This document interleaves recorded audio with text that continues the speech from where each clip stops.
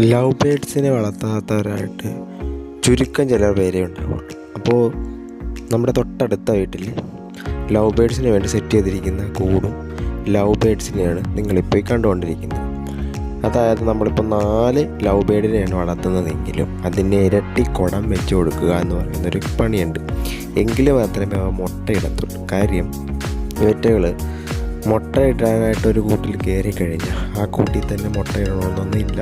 അവർക്ക് ആ കുട ഇഷ്ടപ്പെട്ടില്ല അല്ലെങ്കിൽ ആ കൂട് ഇഷ്ടപ്പെട്ടില്ലെന്നുണ്ടെങ്കിൽ തൊട്ടടുത്ത കൂട്ടിൽ കയറാനായിട്ട് ചാൻസ് ഉണ്ട്. എന്നാൽ ആ തൊട്ടടുത്ത വെച്ചിരിക്കുന്ന കുടത്തിൽ മറ്റേ 2 മെയിലും ഫീമെയിലുമായിട്ടുള്ള ലവ് ബേഡ്സ് മുട്ടയിടാനായിട്ടും എണ്ണം ചേർന്ന് ആ കൂട്ടിലാണ് ഇരിക്കുന്നതെങ്കിൽ ഈ കയറുന്ന കിളിക്ക് ആ കൂട് ഇഷ്ടപ്പെടുകയാണെങ്കിൽ അതിൽ ഇട്ട് വെച്ചിരിക്കുന്ന മുട്ടകൾ കൊത്തി താഴത്തിടാനോ അല്ലെങ്കിൽ അത് കേടുപാട് വരുത്താനായിട്ടുള്ള ചാൻസ് ഒരുപാടാണ്.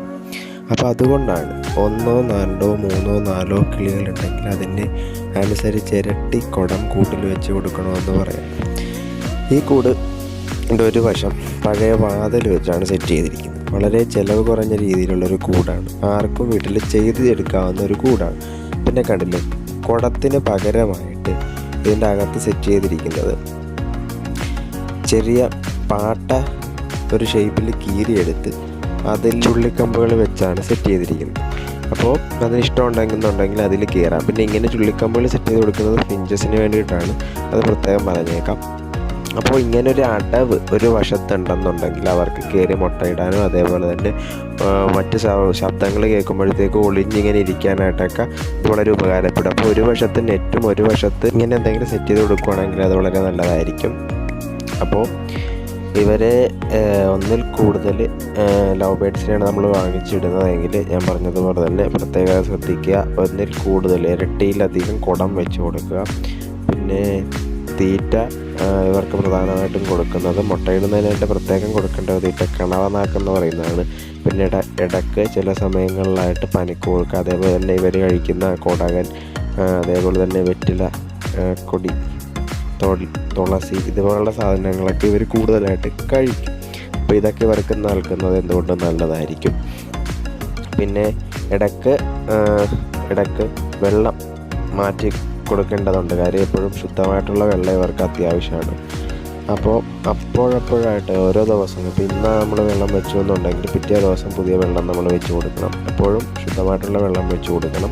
പിന്നെ കൂടിൻ്റെ അകത്തിടക്ക് നമ്മൾ വലിയൊരു പാത്രത്തിൽ, പ്ലാസ്റ്റിക് പാത്രം ആയിക്കോട്ടെ എന്തും ആയിക്കോട്ടെ, ഒരു പാത്രത്തിൽ ഇച്ചിരി വെള്ളം വെച്ച് കൊടുക്കുകയാണെങ്കിൽ അതിനകത്ത് ഇറങ്ങി കുളിക്കുകയൊക്കെ ചെയ്യും.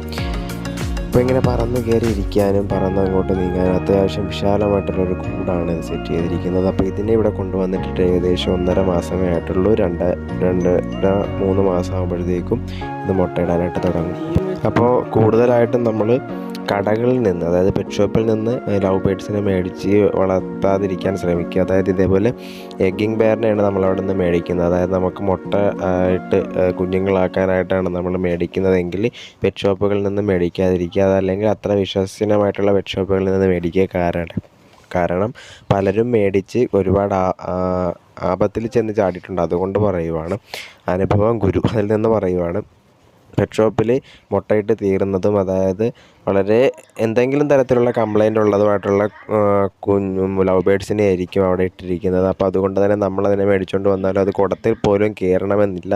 അതേസമയം ഏതെങ്കിലും വീടുകളിൽ വളർത്തി കുഞ്ഞുങ്ങളാക്കി ഇറക്കിയിരിക്കുന്നതിനെയാണ് നമ്മൾ മേടിക്കുന്നതെങ്കിൽ അത് ഉറപ്പായിട്ടും കൂട്ടിൽ കയറും. പിന്നെ പല വീടുകളിലും കണ്ടിട്ടുള്ള മറ്റൊരു പ്രത്യേകതയാണ് 1-2 ലവ് ബേഡ്സിനെ മേടിച്ച് വളരെ അതുങ്ങൾക്കൊന്ന് പറക്കാൻ പോലും പറ്റാത്ത വിധത്തിലുള്ള ചെറിയ കൂടുകളിലിടുന്നത്. അപ്പോൾ അത്രയും ക്രൂരത കാണിക്കരുത്. അത്ര വലിയ കൂടടിക്കാനായിട്ട് നമ്മളെ കൊണ്ട് സാധിച്ചില്ലെങ്കിലും മെഷ് മാത്രം വെച്ചുള്ള കൂടൊക്കെ സെറ്റ് ചെയ്യാനായിട്ട് നമുക്ക് സാധിക്കും. 4 വശവും അടവുള്ള കൂടൊക്കെ വാങ്ങിക്കാൻ കിട്ടും, അല്ലെങ്കിൽ മെഷ് വെച്ച് അങ്ങനെ ചെയ്തെടുക്കാനായിട്ട് സാധിക്കും. അപ്പോൾ അവർക്ക് അത്യാവശ്യമായിട്ട് വിശാലമായിട്ട് പറക്കാനായിട്ട് സാധിക്കും. അപ്പോൾ അങ്ങനെയുള്ള കൂടൊക്കെ ചെയ്തെങ്കിൽ മാത്രമേ ഇത് എഗ്ഗ് ചെയ്യത്തുള്ളൂ. അപ്പോൾ ഇത് അത്യാവശ്യം ഒരു വലിയ കൂടാണ്. അപ്പോൾ ഇതിൽ നമുക്ക് ഇങ്ങനെ വളർത്തുന്നത് കൊണ്ട് ഇത് മുട്ടയിടാനായിട്ടുള്ള ചാൻസ് ഉണ്ട്. അല്ലെങ്കിൽ ചാൻസ് ഉണ്ടെന്നല്ല, മുട്ടയിടും. 100% ഇത് മുട്ടയിടും. അപ്പോൾ പ്രതിരോധ ശക്തി കൂടുതലുള്ള ഒരു വിഭാഗമാണ് ഇതും ഫിഞ്ചസ് എന്നൊക്കെ പറയുന്നത്. അപ്പോൾ ഇടയ്ക്ക് ഇതുങ്ങളുടെ ആരോഗ്യം നല്ലതാക്കാൻ വേണ്ടിയിട്ട് കൊടുക്കേണ്ട ഇലകളാണ് പനിക്കൂർക്കയുടെ ഇല എന്നൊക്കെ പറയുന്നത്. അതൊക്കെ ഇടയ്ക്കിടയ്ക്ക് കൊടുക്കുന്നത് നല്ലതായിരിക്കും. അപ്പോൾ ഇതിൻ്റെ പ്രധാന തീറ്റ എന്ന് പറയുന്നത് തിന തന്നെയാണ്. അപ്പോൾ ലവ് ബേഡ്സിനെ വളർത്തുന്നവർക്ക് ഇത് ഉപകാരപ്പെടുമെന്ന് വിശ്വസിക്കുന്നു. അപ്പോൾ എല്ലാവർക്കും താങ്ക്സ്.